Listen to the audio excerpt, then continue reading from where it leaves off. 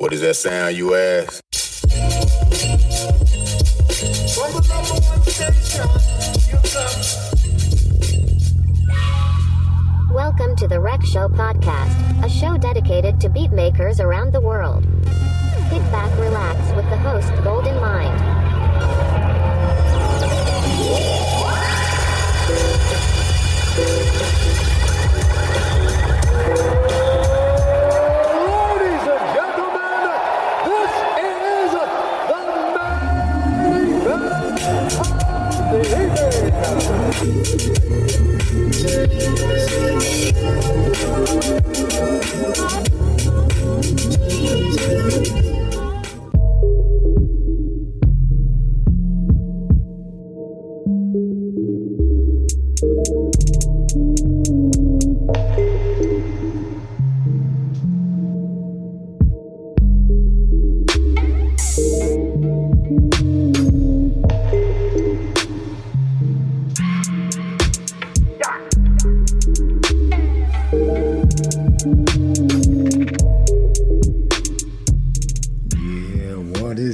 What is going on, everybody? Gldnmnd here, and welcome to another episode of the Rec Show podcast. Yo, we are on episode number 47. Number 47, man. I appreciate each and every one of you for tapping in. I appreciate each and every beatmaker that I've contacted and has said yes or has said no. I appreciate every single one of you, man. And every episode, the show gets better and better and better. And this episode is no exception, man. I hope y'all are counting y'all blessings and not y'all's problems. And yeah, man, we're going to get right into it, man. Today, we are going from Tokyo all the way to Louisiana, man. So, my guest today, man, is a founding member of the New Orleans underground hip-hop collective, Bag Season Records. Has performed with some of the most amazing beat set. I can't remember like how you say it, but you perform on these platforms and stuff like that. But with the likes of like Beat Cinema, Controllerize, Roland's official 404 day celebration for 2 consecutive years. Also done some collaborative work with NOLA's own Global Warming, as well as Saba and Mick Jenkins, who I appreciate as a lyricist, man. Yeah, man, he just released his first instrumental album with Grouchy Party titled Letters from Tomorrow. My guest today has also appeared on OK Player's Best Mixtapes of the Year column, has also been featured on Bandcamp's Best Beat Tapes column numerous times, and was chosen to be a part of their official Roland SP404 beat tape in 2022. Today, I'm welcoming, you help me welcome the one and only Friendkerrek. Friendkerrek, y'all give it up, man. He graciously said yes, man. So we're gonna hear from him. We're gonna tap in with him, and man, it's gonna be a dope episode, man. And we're gonna hear his music, man. Yeah. Right now, you're listening to Gldnmnd, man. Le Moi et Le Soy. This is called Chaos Order. Y'all tap into Gldnmnd ASAP, man. Stop playing around, yo. Yeah. What's up, y'all? This is Friendkerrek, and you're plugged into the Rec Show podcast with Gldnmnd.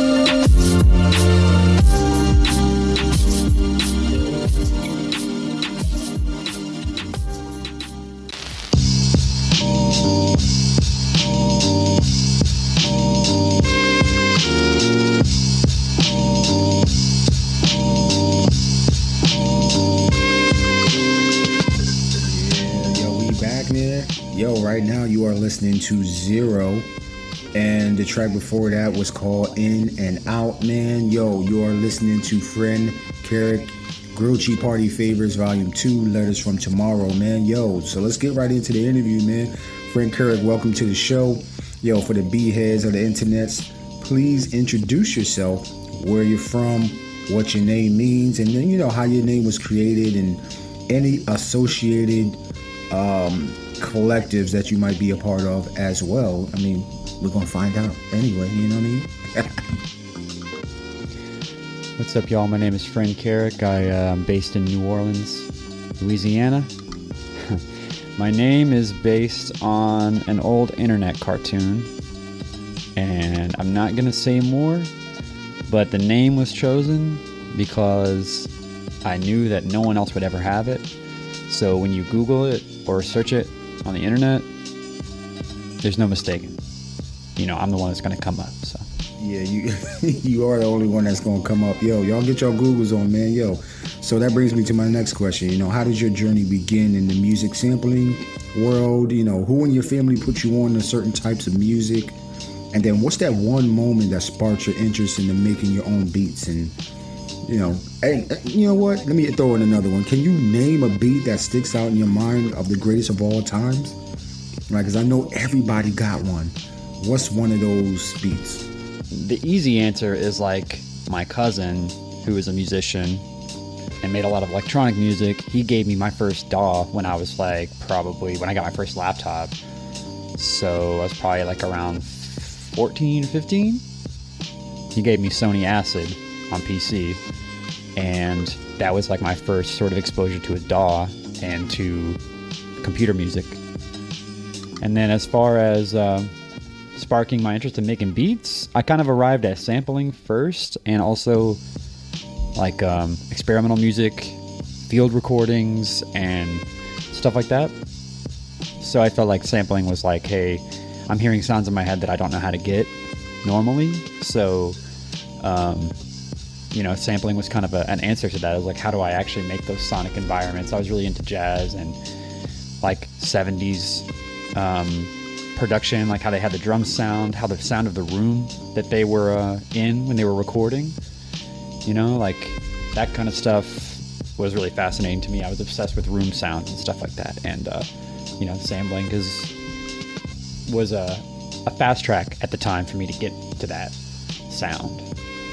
And I can't really name one beat that's the best of all time, but for me, a turning point was when I saw that Red Bull video with DiBiase called Legendary Underground MySpace Producer DiBiase. It was that one he submitted for the contest. It's him working at the baseball diamond.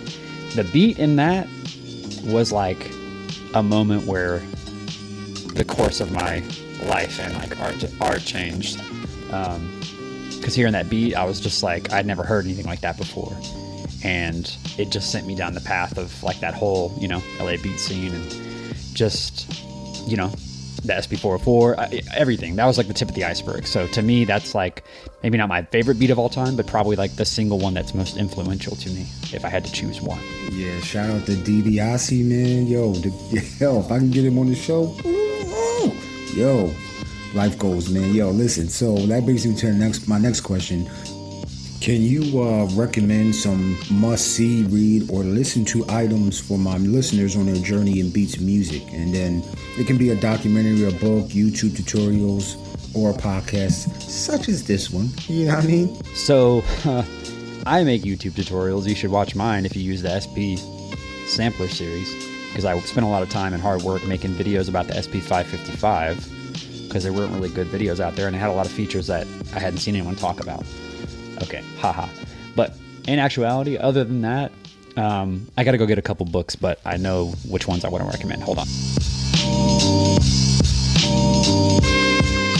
Okay, book-wise, I just pulled off a couple off my shelf. One of them is The Art Spirit by Robert Henri, or Henry, I don't know how you say it. It's probably Henri, Henri. But this guy was a watercolor and a painter, watercolor artist and painter. And he was a teacher, but there's some incredible essays and transcribed lectures in that book about getting inspiration and practicing, improving your craft. And that stuff to me was just infinitely inspiring. Anytime I kind of feel like in a slump or I don't feel inspired, reading that book was like, it was like a bolt of lightning. I would read 10 pages and I would be like, oh my God, I have to go make beats right now. I have to go make music right now. Excuse me. Another one that's like pretty technical and academic, but really worth reading, if you can get through it, is called Audio Culture, Readings in Modern Music. It's a book of essays about experimental music, basically in the 20th century and up until the early 2000s when it was published. They talk about the origins of experimental music, of vinyl and tape and sampling, and up through like DJ culture. And it's just a really fascinating look at the frames of mind that changed once new recording technology came around. And, you know, as beat makers, like, we're kind of obsessed with technology a lot. So a lot of things in this book speak to me. There's essays about noise. You know, when noise was first introduced, like, as a concept in music, it was like, how do we even define noise? Some people were just like, it's something, you know, noise is like what sounds in music that you want to get rid of or that are distracting. But now to us, you know, texture and noise is like things that beat makers strive for and long for in their music. So it's really fascinating to see how that stuff changed. And, you know, like 100 years, you know, was around when they really started to produce electronic music. So really fascinating. And then the last one is definitely like the most well, it has the most pictures. It's called Behind the Beat, written by, who is it written by? Behind the Beat, hold on, Raph, R-A-P-H. It's just pictures of a bunch of producers' studios, which to me is like incredible. And when I was remodeling my studio when I moved, I was using this as a, you know, like a template. There's big names in here like Madlib and Dilla. And then just a bunch of really cool stuff, like just pictures of guys who were making beats in the 90s and 2000s, a lot of small computer monitors and big old mixers and vinyl collections. You know, they got Premiere in here, they got J-Zone, they got DJ Shadow, you know. So really cool, very, very inspiring. It came out a few years ago, probably like 5 or 6 years ago. I don't know if you can still find it. I'm sure you can, but those books are great.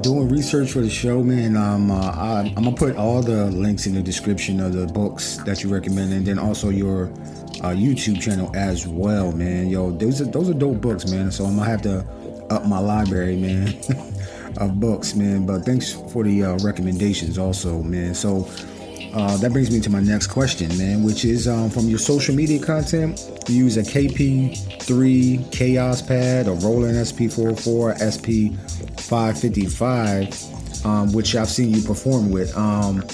What other musical equipment do you use to craft beats, and which one of those is the most important to you, if you don't mind me asking, man? I mean, the other stuff I have that I use a lot, I have a Korg Monologue. It's like a monophonic analog synthesizer that I love for bass lines and leads. I'm borrowing a friend's Nord Electro, which is like a really nice keyboard that I'm obsessed with. So yeah, those, and like Ableton, that one's maybe an obvious one, but it's, if I'm making beats in a DAW, I'm using Ableton because it's my favorite. It was the only other DAW I really used besides GarageBand and Sony Acid, so I'm like super deep in it, and I can just make it do anything I ask it to do, which is with the DAW seems like the best thing. It's like, let me get to the sound in my head as quick as possible or as efficiently as possible, and help inspire me when I need it with effects or workflows or whatever. Yeah, I still haven't gotten to the Ableton, but I may try it once I move and get settled, man. But so my next question, which congratulations on the release of your newest instrumental album, Gldnmnd Party Favors Volume 2, Letters from Tomorrow.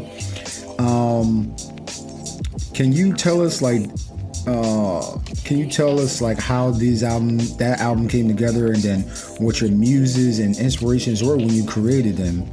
And also, can you tell us how best to listen to this piece of music? Because that's most important. Like, some people don't know, some people create it for driving at night. Some people, so you can go to the park and listen to music. Some people make beats for certain situations. So I just want to, different question, So yeah, my latest album just came out last month. It's called Letters from Tomorrow.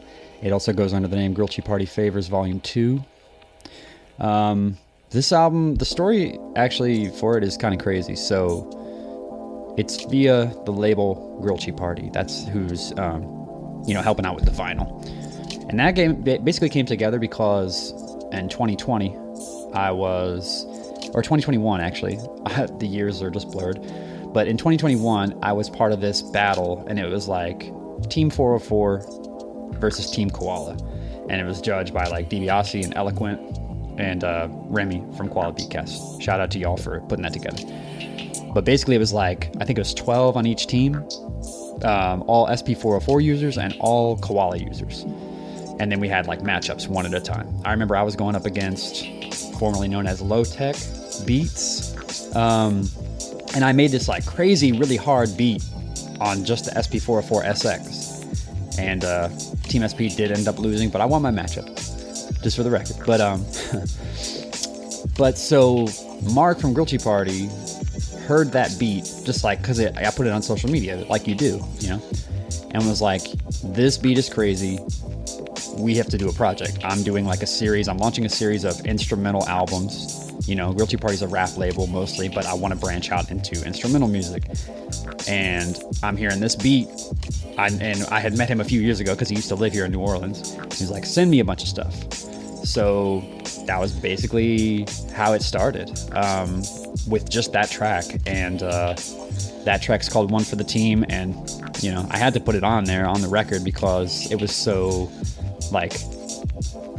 there's other versions of this story where that he doesn't hear this beat, or I don't post it online, and who knows what kind of process it takes to get the album out, or maybe it never happens. Crazy. So inspiration wise, I mean, the ideas for this were very gritty sounds, raw sounds, heavy head nod energy. So a lot of stuff that I make is really chill. So I kind of tried to add some more emotions and some more sort of breadth to what I was doing. And I was also in the middle of a really, really hard time mentally. like I was going through a breakup, I lost my job because of COVID, having to move, being in lockdown. It was just everything at once. And I was basically going through like an existential crisis while making the album. So there's a lot of songs about that, and there's like a narrative that I kind of constructed using some samples that reflects that. And so it kind of became like an album about, it sounds a little silly maybe, but it's like an album about making an album, or really what I guess would be a better way to say it is like an album about the artistic process. Because like for me, when I'm making an album, the midpoint of making that album is like very difficult, and you feel like I'm never gonna finish this. It's all shit.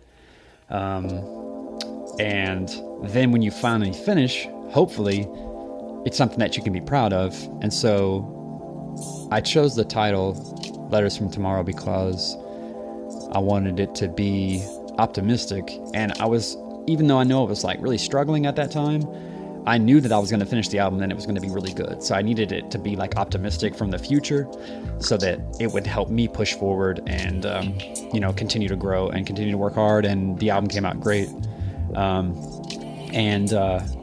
Best way to listen to the music, well, this one is on vinyl. So I would highly suggest getting a copy. It's on Fat Beats. It's on Grill Tea Party's Bandcamp. I have some copies with me if you're local in the city. Say what's up.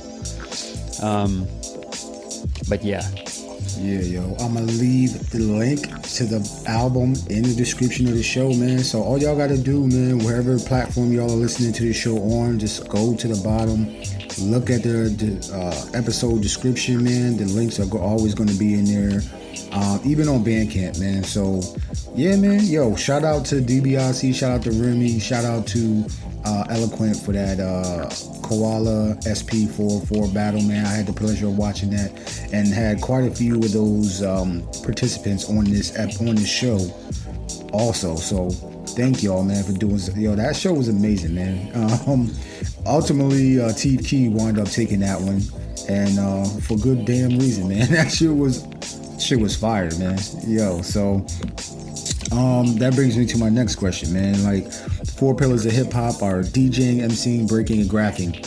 Which element did you begin your journey with? And then, how did it affect you when you discovered that element that was hip hop, I would say, I guess DJing is how I began my journey. Just because that was like something I was doing from an early age. I would, DJ like little parties we had, like even in like high school. I always wanted to share music and show people music that I found, and so I got into it that way, and like striving to search for weird music, obscure stuff. That kind of bleeds into, or dovetails nicely with the whole like sampling idea where you're digging for rarities and stuff like that. So and also like I was the guy for a while who wanted to be like behind the boards, wanted to be the producer, the engineer, the DJ, the person who's not in a spotlight, but who's like providing the background. And in some sense, I've come to think about myself less as, behind the boards, but in some sense still, I do embody that. Yeah, so DJing, man, yo. DJs, beat makers, yo, we make the world go, yo. I'm trying to tell y'all, man. So, hey, I appreciate that outlook, man, because DJs ultimately share music, get the party going, let people forget about their issues that they may be having outside of where they're listening to this music, man. So shout out to all the DJs, man, and all the beat makers as well, man, because y'all make us nod our head. Y'all got us with the ugly dookie face on. You know what I mean? Sometimes, it'd be crazy, man. Just the emotional connection to the music that people be playing. But man, so let's segue into this next question. And this is a new game I created called Superheroes. You play it by naming your childhood, teenager, and adult DJ, beat maker, or music producer superheroes, and just tell us like why they were so important at these specific times in life. And major key alert: no genre is off limits. All right, it's just a history lesson for the people to go ahead and do their research, and if they want to, So I guess as a kid, or when I was younger, maybe like young adult, I was really into My Buddy Valentine. They're like a shoegaze band. If y'all are familiar with them. Shoegaze is like really atmospheric rock music, super heavy emphasis on lots of effects and like soundscape type stuff. So that's like a philosophy and like a artistic perspective that I always try to incorporate into my music, like very rich, layered, textured soundscapes that really transport you somewhere in headphones or even on speakers. And that's kind of what led me to like sampling and like, I guess to some degree, lo-fi music, because to me what was interesting about that stuff was like the textures from the vinyl that you were sampling, from the machines that you were using, from the plug-in side of things, like in your DAW. All these things were very, and because I used to work as an engineer and when I lived in Baton Rouge, I had access to a studio. So I was like making stuff that sounded really clean there, and then I would go home and make stuff that sounded like really dirty, basically. And that's just kind of where my interests gravitated towards, was like stuff that didn't sound super clean. But largely that was because I was like really into, like I mentioned earlier, the sound of the room on like old jazz records, and like how, Marvin Gaye on I Want You, how they got the drums to sound like that. I remember like just obsessingly trying to figure out how do they get the sounds of those records. Like, and back then it was very secretive. Engineers wouldn't really tell you how they did it, because that's how they made their money, which I get. So very super inspiring. Later on, I would say as an adult, like hearing Obliv's music, or a young adult hearing Obliv's music. As a producer, I mean, there's this thing for me where like sometimes I'll have a style of music in my head that I'm trying to do, and I'll try to work at it, and I'll do a lot of permutations to try to get there. But then there's like something cool that can happen where you're listening to music and you hear somebody making music that is like what you were hearing in your head. And when I discovered Obliv, that's exactly what I thought.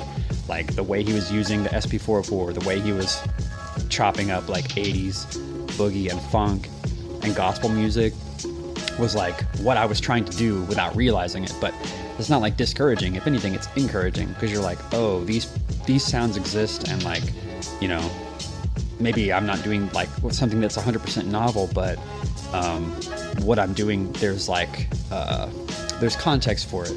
So discovering Obliv's music, amazing moment. Still one of my favorite producers ever.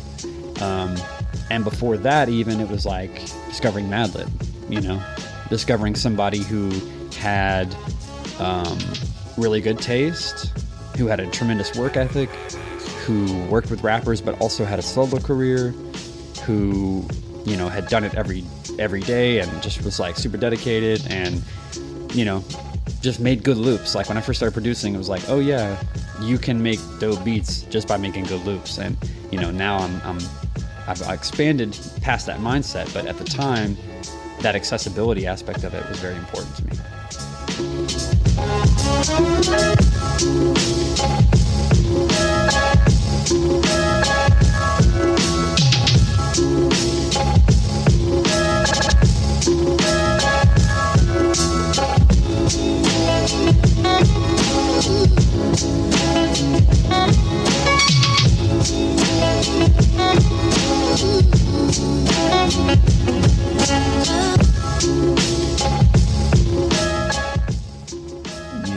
Obliv, yeah, I got a cassette of his, and I got some music on my Bandcamp from Obliv, and of course Madlib, and but everybody you named, My Buddy Valentine, I'm gonna leave it in the description as well, so people can go ahead and just research, man, and tap in with these amazing artists, man, who some people may not know, and then somebody can just recommend it, and they get to knowing their catalog and seeing like how they did it, man, and just seeing like the genius behind their art, man. So yeah, man, I appreciate that breakdown, that outlook, man. So that brings me to my next question.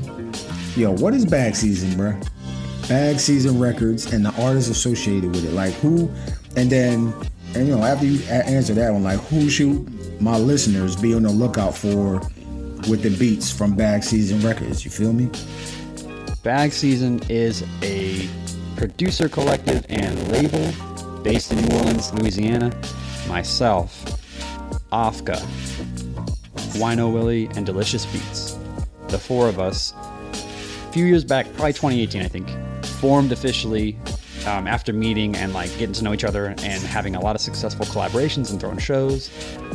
We basically are a New Orleans hip hop collective, and our goals are mostly community based. And what we want to do is build the New Orleans beat scene up, connect it with the other scenes out in LA or out in Atlanta or up in the Northeast and around the world. And you should look out for all. Basically, here's what I'm gonna say. As far as who should y'all be on the lookout for, you should go to Bag Season Records YouTube page, right? We host beat battles. All the archives are up on our YouTube. Everybody who's participating in those battles, not just the people who won, but all the people participating are the people you should be listening for. Those are the people's band camps you should be spending your money on Fridays, band camp Fridays. Basically, since COVID, we started the battles to kind of keep the community together, because before that, we hosted a monthly producer showcase here in New Orleans that thankfully is back now. But it was at a local arcade called Sea Cave. But when the pandemic started, well, we couldn't really do that. So, but we have just a tremendous group of people who participate. A lot of them have some overlap with the Koala Beatcast flip challenges and roulettes. Shout out to those guys again. But just find those VODs, find those videos, and everybody on that list, everybody who participates, go check out their music. Yeah, man. Yo, bagseasonrecords.com, man. Y'all check it out. I'm about to get a shirt from there anyway, man. And tap into Afka, AFKA, Delicious Beats, Wino Willie, and of course, you're listening to him right now, Friendkerrek, man. So y'all tap into Bag Season Records, man. They doing some dope stuff, and anybody that's supporting the community, man, I appreciate that. But I also want to put in a milestone, man. So you are my second beat maker from Louisiana. The first one was Almighty Auto, who's a dope beat maker, young, but he's got some, he got some chopping, man. So shout out to Almighty Auto.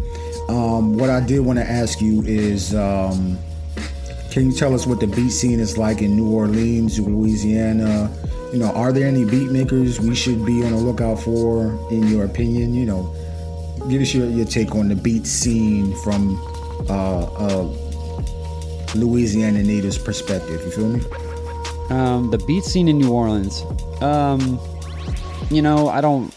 just speak on what I know, which is just one person's opinion. The beat scene here is dope.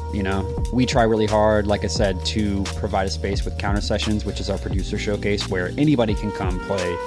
It doesn't matter if you have played one show or 100 shows. It doesn't matter if you have an SP404 or if you're like plugging an aux cord into your phone.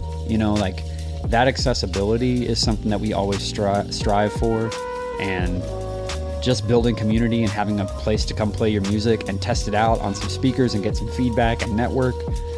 That's what we, as Bag Season, that was what we set out to do with Counter Sessions. So that being said, largely the beat scene that we've come to know has been built around those, those events. Before we started Counter Sessions, there was another event that I used to go to when I was in college called Dolo Jazz Suite that had similar vibes, I would say. It leaned a little bit more on the electronic side. But that was something that I think we all consciously tried to continue with Counter Sessions, and just that community aspect is a big thing. I think the scene is dope.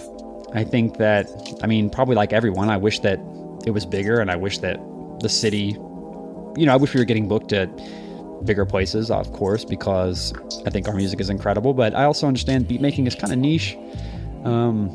So it's a delicate balance, but, and like I said, anybody who's been in our beat battles or been at Counter Sessions, stamp of approval has been earned. So go check those people out. But if you really want me to narrow it down, then shoot, Bag Season, the 4 of us on the roster. Those should be your 4 favorite beat makers, honestly. Yeah, yo, once again, shout out to Bag Season Records.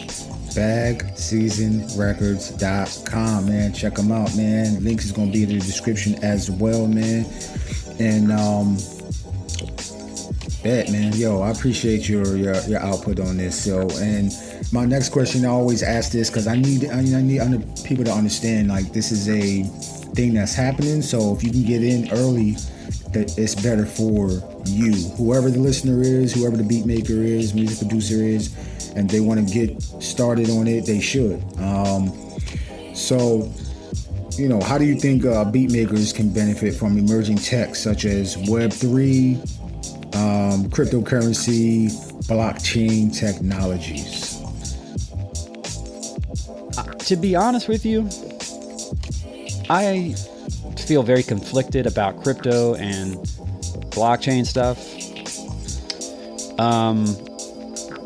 You know, I thought about this question for a while, but like my first reaction when I think about it is just kind of bums me out that because it's so hard to be financially stable as an artist, that we all need to we all feel pressured to jump on the next thing that might allow you to make money, might allow someone to lift themselves out of poverty, might allow them to live a little bit more securely when a job isn't enough or when your art isn't enough, because a lot of people don't like to pay for art. Surprise, surprise. So I definitely think that people can benefit from it. I know for a fact that many of them have. I personally know people who have. But I guess what I would say is just like with anything, just make sure you know what you're getting into. Investing is kind of scary. And, you know, I don't know, I'm really avoiding saying the phrase, do your own research, but, yeah, just be cautious and maybe try to seek out somebody who you trust, who has experience in that for advice other than just rather than random articles or YouTube videos. But yeah, I think there's a lot to be gained there. But I'm certainly not an expert. Hey, we all learning, bruh. So all trying to, figure this thing out, man. But yeah, again, do your homework, man. I switched it up. I ain't even gonna say what they normally say. Do your homework. All right, that's all I'm gonna say. And it's amazing people doing some amazing things with it. So yeah, just tap in, man. Learn something every day, and then go from there, man. But last question, Friendkerrek, man. I appreciate you for being on the show again. What should the internets look out for from Friendkerrek in 2022 or Bag Season Records? How can the internets tap into you and your music? And then go ahead and plug your socials and any collaborative albums you might have coming out and all that stuff, man. It's your time. Any last words, all that stuff. You can find me the easiest way. Friendkerrek.com takes you straight to my Bandcamp. BagSeasonRecords.com takes you straight to the Bag Season Records website. Other than that, Friendkerrek on all socials. I would say Instagram, Twitter is the really ones I only really use, and YouTube. Yeah, check me out. Just released this album, playing shows, got more music coming up. So, follow me on Bandcamp.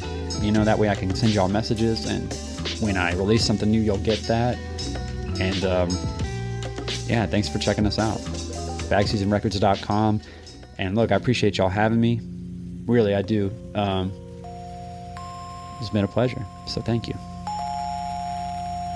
When the money starts rolling in, don't come trying to be my friend. Earn money? Ha! How much are you gonna make off that song anyway? What do you care? Wait up! I wanna party along with you!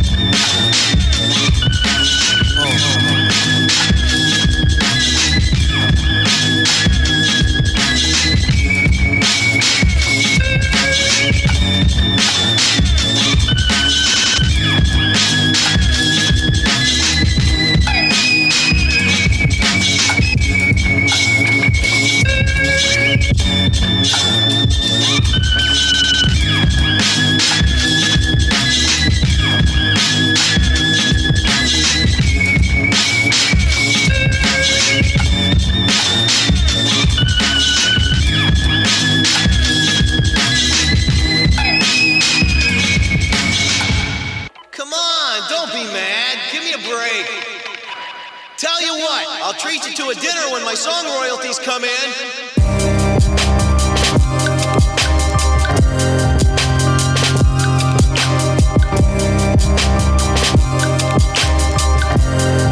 You about to witness it.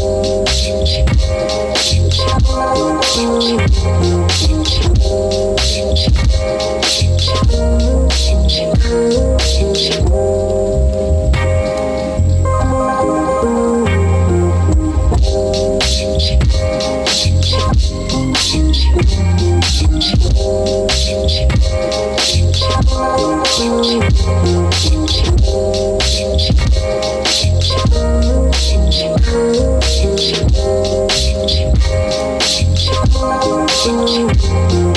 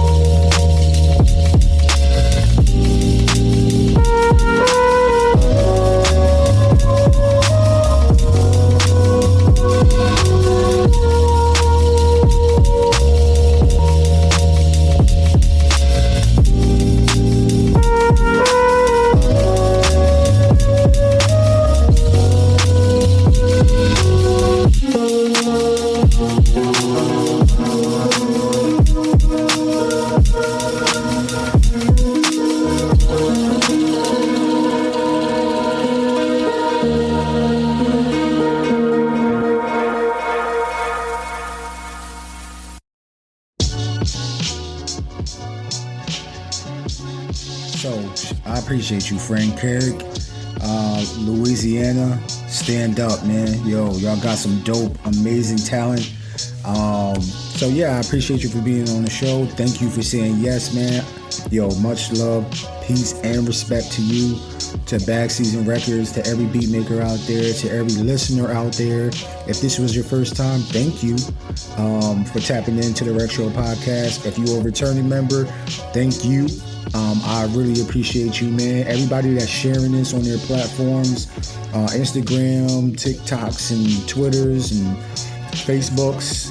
Everybody that's tapping in, thank you, man. There's also multiple ways you can support the show, but the main one, if you really want, the perks, man, go to Gldnmnd.bandcamp.com and check out the perks over there. You can also go ahead and leave a donation. The link is at the bottom of the description. And yeah, we're gonna keep moving like that, man. We are almost to episode 50, so we are going to do a giveaway.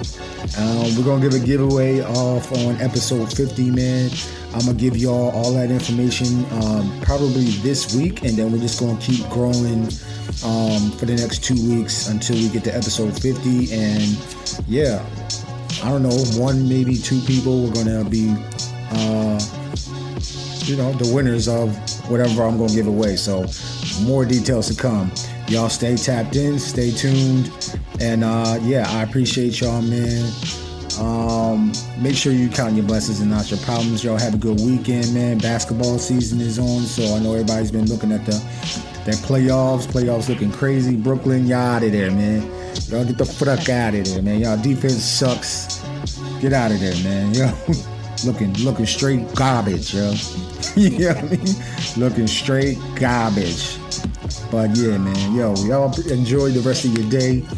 I appreciate y'all, man. And yeah, we out of there. Peace and love, yo. Someone who's ending up in a field hospital. And You've got to be kidding. He requested his own song? That idiot. Now's my chance, and I'm gonna take it. It's time to fight. Get ready and good luck.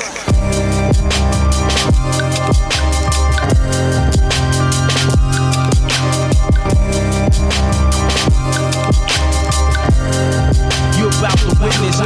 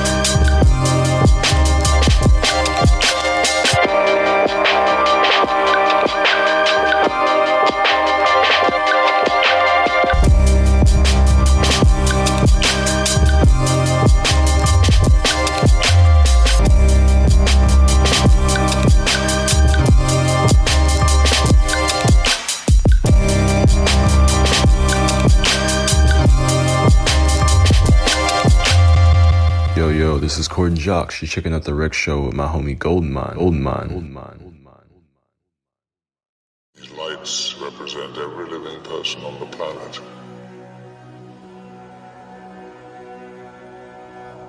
The white lights are humans. And these are the mutants.